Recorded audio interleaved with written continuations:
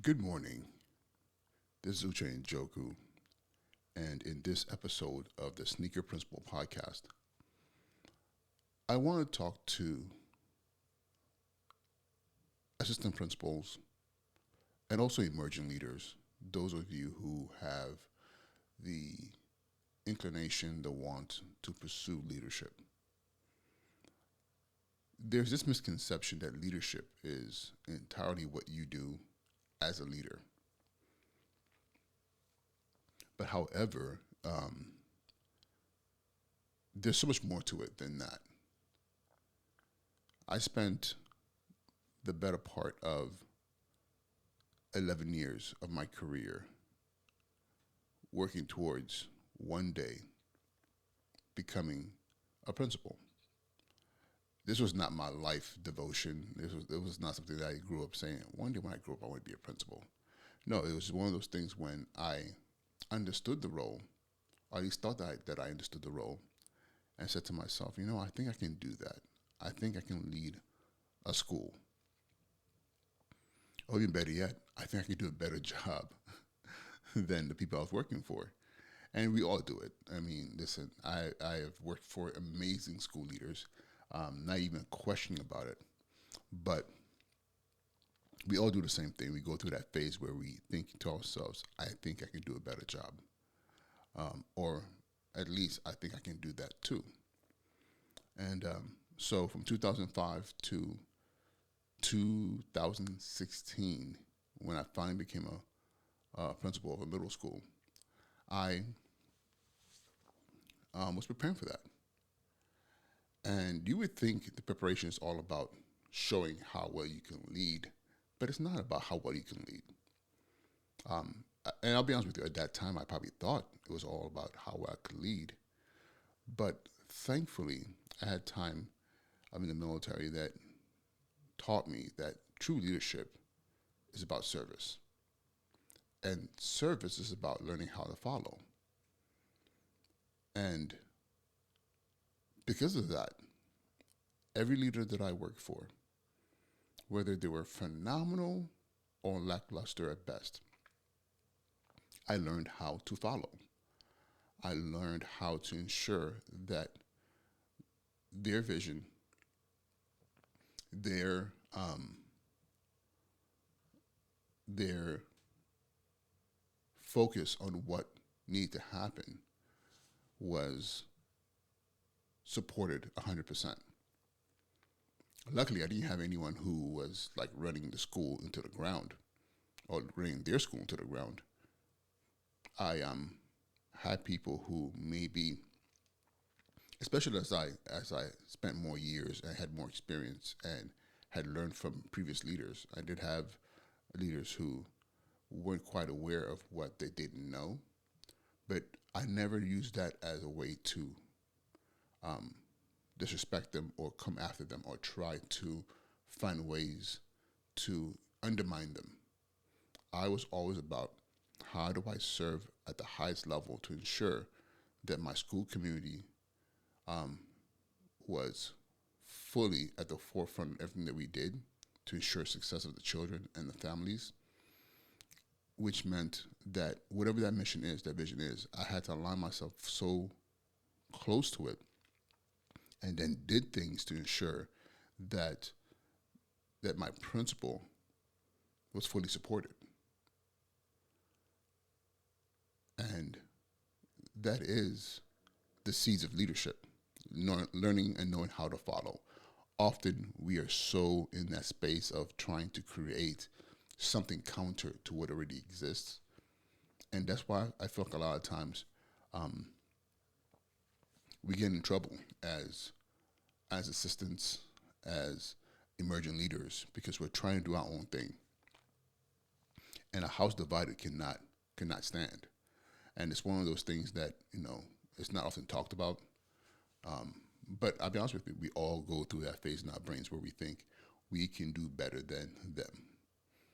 And in the craziest of situations, I've seen where um, assistant principals, vice principals, teacher leaders, emerging leaders who are being put into a role of high responsibility within the school by the principal have tried to find ways to create cliques and gather those who are dissenting to kind of try to sabotage the leader. And I don't agree with that. I don't agree with that. No matter how much the leader themselves might be off off off base or not doing the things that we think that they should be doing. However, it's very important to understand why you're doing all that to try to subvert or try to, you know, undermine who is taking care of the children. Because then it's not about the school community anymore. It's about you, your ego, and your want and need to prove that you could be better than your leader. My thing is, rather than doing that, why not serve to make your leader look good? You know, and let me take that. Not necessarily make your leader look good, but do what needs to be done for the better of the community. Even if it means that you are propping your leader up in the best light all the time. Because I believe that by doing that, eventually, what's going to transpire is you become better at your job. You get to see things from multiple angles, and not only that, you become better at weathering storms and ensuring that that the community comes first. That is leadership. By serving, by ensuring that even when things are not being done right by your leader, you're there to pick up the pieces. You're there to make those slight adjustments. You're there to be a thought partner. You're there to be a voice of reason, no matter what. And trust me, I've been there where, where I went to a leader and said, "Hey, this is what I'm hearing, or this is what I'm seeing," and I had a leader who told me to shut up and just do what I was told, and didn't feel good, didn't like it. But what I did was I shut up and did what I was told. But what I did was I did it so well that I also made sure that what I was doing was also taking corrective actions for those pitfalls that I was seeing. So I wasn't disobeying my leader. I was just doing things in a way that I was like, okay, you want me to do this. I know this is not working, but you're not seeing it. I'm still going to do this, but I'm also going to take these other corrective actions that would only enhance your instructions to make sure it's done properly. And guess what I do? I give my leader full credit for the success of whatever the outcomes are. 100%. I have no need to be like, well, he or she told me this, but I did this. And look at the outcomes, because if I hadn't done that, this would have gone all to like, this would have gone over the cliff, and everything would have been imploded, and it would have been their fault. So I'm the hero here. And I'm like, that's not leadership. In the military, you know, unless something is being done to completely destroy, what is there. Like on something that is being done that's 100% unjust, illegal, and then there are systems in place to take steps to be taken. But if you're just doing it because your own ego is saying, I can be a better leader, so as a result, I am going to do X, Y, Z, counter to my principle, then guess what? You're not leading. You're creating chaos.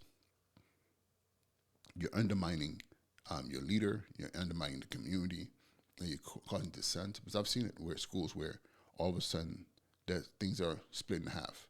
You have one sect behind the assistant principal or group of leaders or aspiring emerging leaders who are like, everybody here is on my side. They see what's going on.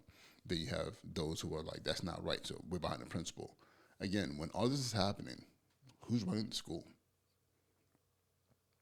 And this is not just about schools. In any organization, I've seen it in churches, I've seen it in business, I've seen it in fast food, in a fast food joint that I worked in college, where all of a sudden there was like, it's funny because it's like, hey, we don't like how this manager is doing this, so we're gonna do this instead. It's counter to what is needed to be done for those that you're serving.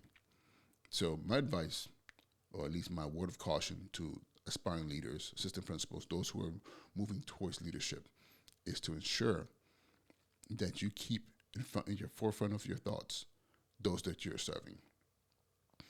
Is what you're doing going to be ultimately in the best interest of your school community, the children, the teachers, the families, or is what you're doing just fighting for eyeballs and for power and for the opportunity to take something from somebody else?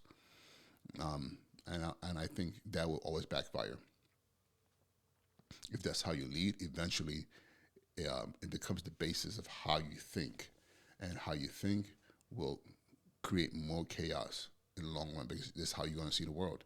Every single thing that happens is like, hey, I'm better than this person, and it's not. It's never about you. You know, leading is never about you. I remember the saying that leaders eat last, which means you're taking care of everybody first. You're making sure everybody's good. So if you're an aspiring leader and you're working for a principal that or within a leadership structure that's struggling, then what you do is you eat last. You support, you support, you support. You do everything that's in the best interest of your leader, your community, and honestly, you hope that down the road that your work that you're doing um, results in outcomes that it's in the best interest of everyone, including yourself. But it cannot be in the best interest of you first, especially if you're a leader. It has to be in the best interest of the community. All right. So with that being said, this is Uche Njoku, Sneaker Principal. I hope these words speak to someone out there who needs to hear them. And I'll talk to you all soon. All right. Peace.